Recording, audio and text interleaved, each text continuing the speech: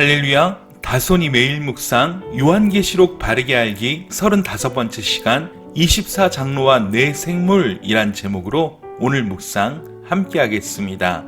본문은 요한계시록 4장 전체인데요. 9절에서 11절을 읽도록 하겠습니다.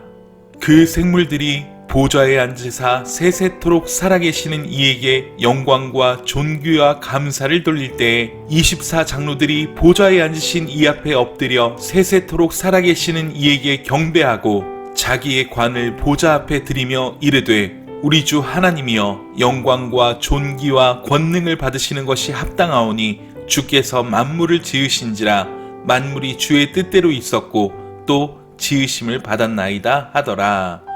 아멘. 지난 묵상을 통해 하늘 보좌에 앉으신 하나님과 그에 관한 성도의 소망을 붙잡는 것이 어떠한 것인지 함께 살펴보았는데요.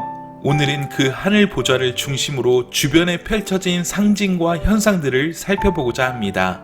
그 보좌를 중심으로 몇 가지 상징 혹은 현상들이 등장합니다. 24보좌와 24장로들, 그리고 번개와 음성과 우레소리와 등불 7과 보좌 앞에 수정과 같은 유리바다, 그리고 내 생물들입니다. 자, 그러면 이들이 무엇을 상징하는지 차례대로 생각해 보기로 하겠습니다. 오늘은 24장로들과 내 생물에 대해서 살펴보겠습니다. 우선 주목을 끄는 것은 보좌를 둘러싸고 있는 24보좌들입니다. 그 보좌에 24장로들이 흰옷을 입고 머리 위에 금관을 쓰고 앉았더라 라고 말씀합니다.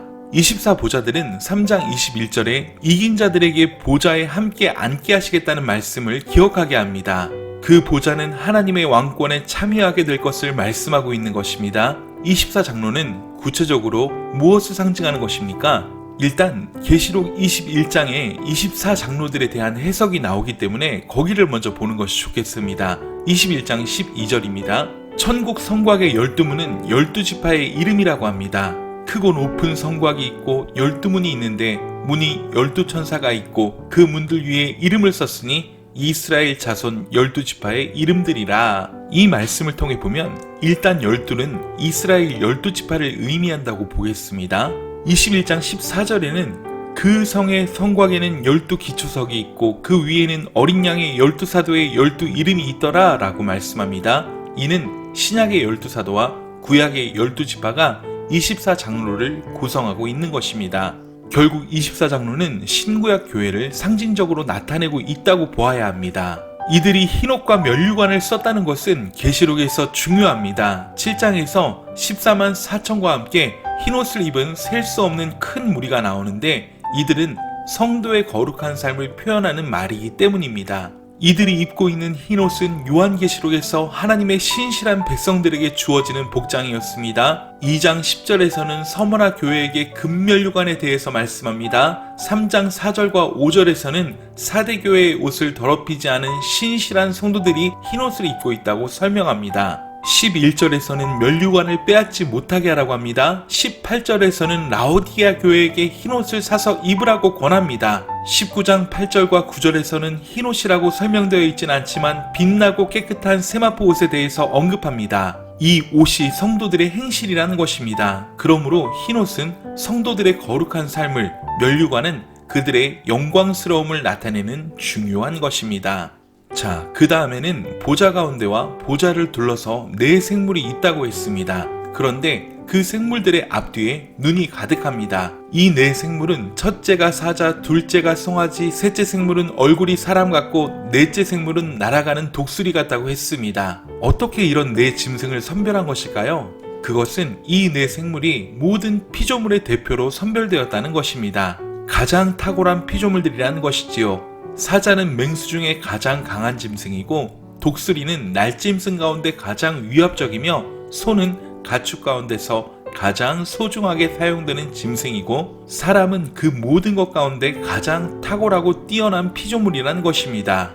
이 피조물들이 보좌 가운데와 보좌 주위에 있다는 것은 하나님께서 온 피조세계에 충만하신 분이란 의미입니다. 그분이 창조하신 피조물로부터 영광을 얻기 위해서입니다. 내 생물에 가득한 눈들은 무엇을 의미합니까? 6장 1절에서 8절에 의하면 이 네 생물이 심판을 주도하는 역할을 하고 있음을 볼 수 있습니다. 그러므로 네 생물에 가득한 눈은 세상을 충만한 눈으로 살펴서 세상에 하나님의 뜻을 실행하는 역할을 감당하고 있다는 것입니다. 그러므로 네 생물의 많은 눈은 하나님께서 신적인 편재성으로 세상을 감찰하시는 것을 나타내고 있는 것입니다. 이 네 생물의 모습은 에스겔의 환상에서 등장했던 생물입니다. 물론 약간 다른 모습을 하고 있기는 하고 있습니다.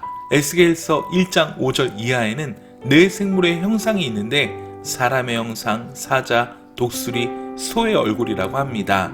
에스겔 선지자에게 보였던 이 형상의 머리 위에 보좌가 있고 그 보좌에는 여호와의 영광의 형상 모양이 있었다고 했습니다. 그런데 이 네 생물이 이사야 6장 3절에 나오는 스랍들처럼 6날개를 가졌습니다. 이 피조물을 대표하는 듯한 네 생물은 24장로와 함께 피조물을 대표하는 천사들처럼 여겨집니다. 자, 그런데요.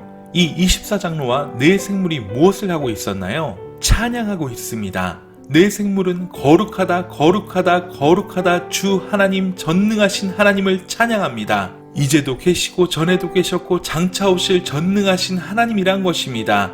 보좌에 앉으신 하나님을 찬양하는 하늘 보좌의 예배의 광경인 것입니다. 여러분 생각해 보십시오. 이러한 광경을 통해서 볼 때 천국에서 가장 많이 하게 될 것이 무엇일까요? 바로 찬양입니다. 24장로들도 보좌에 앉으신 이 앞에 엎드려 면류관을 보좌 앞에 드리며 찬양합니다. 뭐라고 찬양합니까? 영광과 존귀와 권능을 받으시는 것이 합당하다는 것입니다. 찬양받기에 합당하신 주님이란 것입니다. 왜 찬양받기에 합당하신 주님이십니까?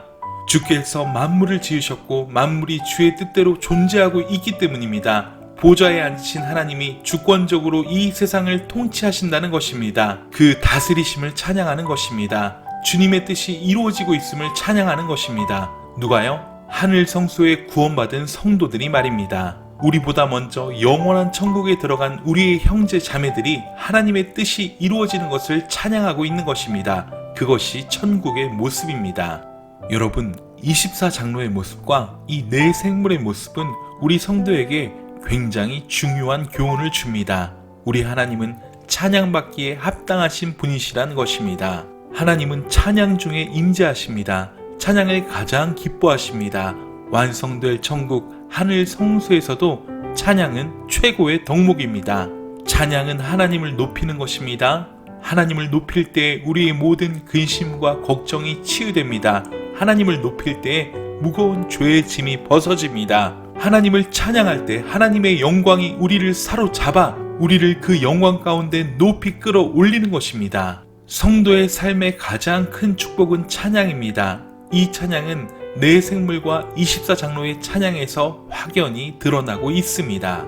찬양을 통하여 감사와 선포로 예배드리는 이유가 바로 여기에 있습니다. 영원한 천국에서도 가장 최고의 가치를 가지는 것, 그것이 바로 찬양이기 때문입니다.